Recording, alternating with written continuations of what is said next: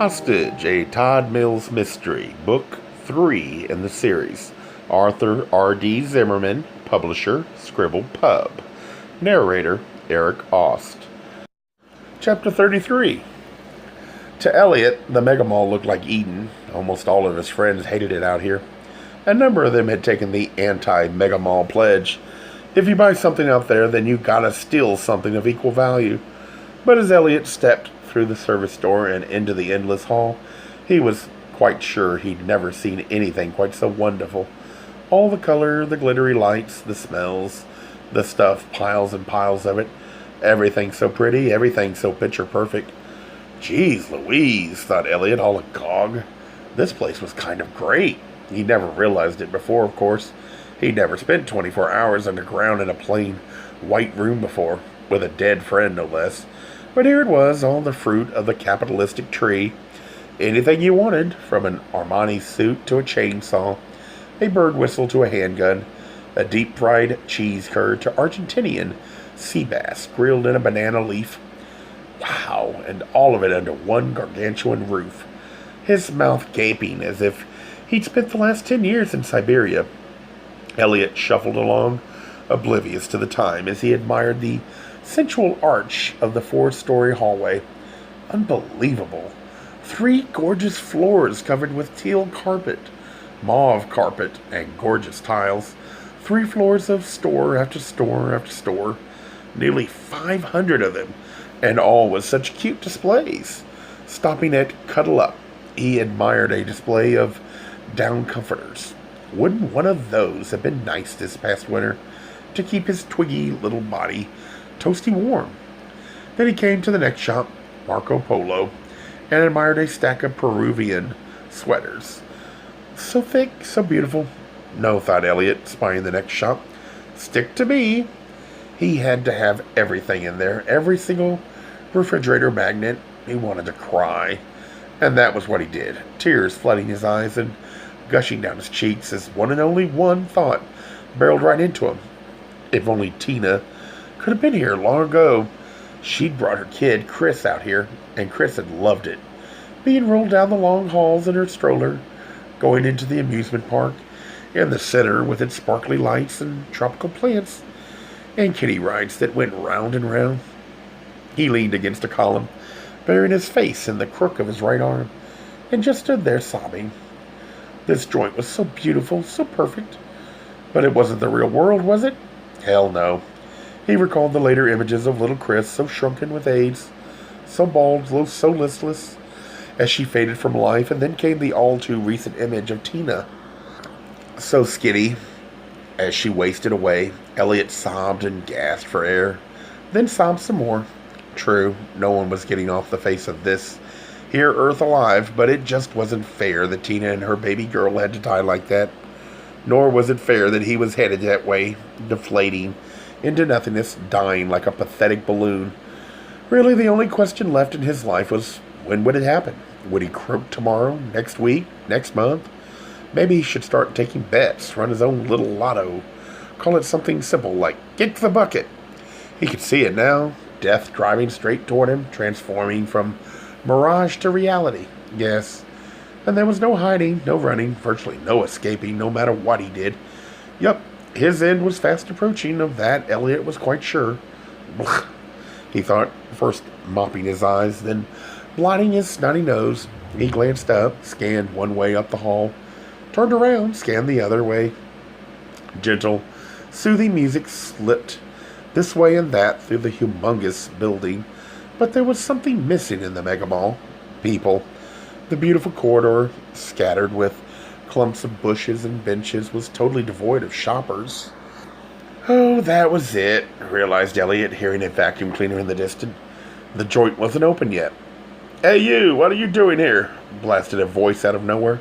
Elliot turned to see a brick shithouse of a hunk, standing there in a faceless-like uniform of black pants and white shirt, a badge on the shirt pocket, a walkie-talkie strapped to his belt, and a sneer on his big boyish face. Uh-oh, thought Elliot. This could be big trouble. Matthew wasn't going to like this.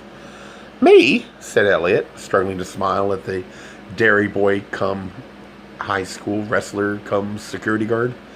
Nothing. How'd you get in here? The mall ain't open for another hour. Okay. Think, Elliot wiped his nose, his eyes. Yes, he looked exactly like he was, a blubbering sissy. So how was he going to explain himself? Haven't you heard what happened at the airport? Began Elliot, puffing out his lower lip. Huh? The crash, man. A plane crashed this morning. You're kidding, gasped the astonished guard. No, it hit the ground and smashed all over the runway. Did you hear the explosion? No. Was everyone killed? Elliot nodded and put his hand to his eyes. Including Mom. Oh, man, I'm sorry, he sniffled. And now I have to go tell Sis that's her hoovering down there. The impulsive Hulk suddenly turned into a big teddy bear, tromping right up to Elliot and throwing an arm over his shoulders. Elliot fell into the big, hard chest, nuzzled right up to the fellow, and thought, yum. Oh, but if only this Butch Wonder Boy could really make everything right. Granted, the guy's cologne smelled a bit like bug spray, but the guard asked, like, what can I do for you? His voice faint, Elliot muttered, oh, nothing. Here, well, let me at least take you down to your sister. No. He pushed against the solid pecs and out of the embrace. I'll go myself. This isn't going to be pretty. Mom and Sis were like sisters, you know. It's okay, man. Let me help you. Maybe your sis is going to, I don't know, faint or something. No. You're too kind. This is a family matter, something I have to do myself. Yeah, sure, you bet. So, I'll just be going. Elliot suddenly stopped. Or do I have to wait until the mall opens? Heck no. Thanks. Hey, I'm sorry for you. Yeah. Forgetting about the 9 a.m. broadcast, Elliot moped along, glancing back once. Saw the Hulk standing there, gabbing on his walkie-talkie. Oh, brother, he thought. That was close enough, too close. And when he reached a break in the stores that featured a staircase, an escalator, and a bank of elevators, all leading upward to more shopping orgasms, Elliot cut to the right. He walked quickly past the stairs and entered the amusement park, an enormous square area filled with trees, a roller coaster, a log flume ride, sundry other rides, and way over there, so far that it looked small, a towering Ferris wheel. Wow! Elliot took it all in with one long sweeping gaze, then followed an arching pathway past a popcorn stand, turned left on a path that led through a grove of trees and plants, and then plunked himself down in a hidden corner. Even if Mr. Future Farmer of America, a.k.a. Mr. Arnold Schwarzenegger Jr., back there wised up to the status of things out at Minneapolis-St. Paul International Airport, he wouldn't be able to find Elliot squirreled away like this in a corner of the amusement park. No one would, and Elliot was going to be a good camper. Yep, he was going to sit right here until the mega mall opened its mega doors to the mega consumers, until they rushed in here and started sucking up their clothes, their jewelry, their knickknacks, their lawnmowers. He'd keep nice and out of sight, then when there were others around, he'd get his juice and muffin and slip back down to the tomb of doom. Elliot scanned from left to right, and his eyes hit upon a gorgeous explosion of color, bright yellow mums. Well, thought Elliot, staring over at a pot of flowers next to a bench, those were pretty, perky things. Those mums so bright, so brilliantly yellow. Those would do. Tina Hun would have liked those. A lot. Big blooms, lots and lots of festive petals. He glanced through some bushes, scanned. No security guards. No, what do you call them? No sanitation engineers. Yes, he needed flowers, and God was giving him flowers. Beautiful ones for darling Tina. See, everything was going to work out just fine. He just had enough money for juice and a muffin, and here were the flowers he needed. Cool. Elliot got up, pushed himself out of his little hiding place, and went directly to the pretty flowers. Peering over the pot of mums, he thought, yes, this one would do. And so he broke off that flower, careful to keep the stem nice and long. Yes, that one too. Oh, and this flower was so nice and huge and beautiful. Okay, and that one, and that one, and that one. Pretty soon the plant was all but bald, and Elliot had a nice bouquet.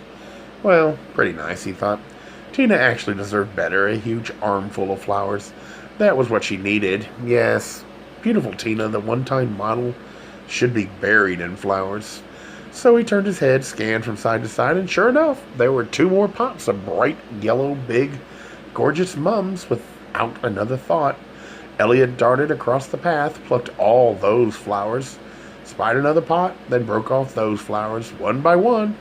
Well, this was getting to be a lot. Almost enough, and then he eyed one more burst of color. Okay, just one more, and so... "Hey, you! What the hell are you doing?" shouted the guard. Elliot glanced across a little pond filled with goldfish and saw another one of those uptight guys, this one old and fat in tight black polyester pants and white shirt. "What? Who? Me?" gasped Elliot. Into his walkie-talkie, the guard barked, "Hey, we got trouble over here, a real nutcase." And when the guard started running toward the pond toward him, Elliot screamed out, threw the flowers into the air, and at as fast a pace as he dared, took off. Gay Mysteries audiobooks. I think it is easy to hate a label, but a face humanizes the word. So this effort is twofold: to offer comfort to those like myself that your world didn't end because you don't fit into the view of acceptable society on both sides, and in hopes of helping those with family that are LGBTQ, that it doesn't mean we are aliens from the child they once knew. Reassure them so they can maybe be supportive at the same time, being true to their values.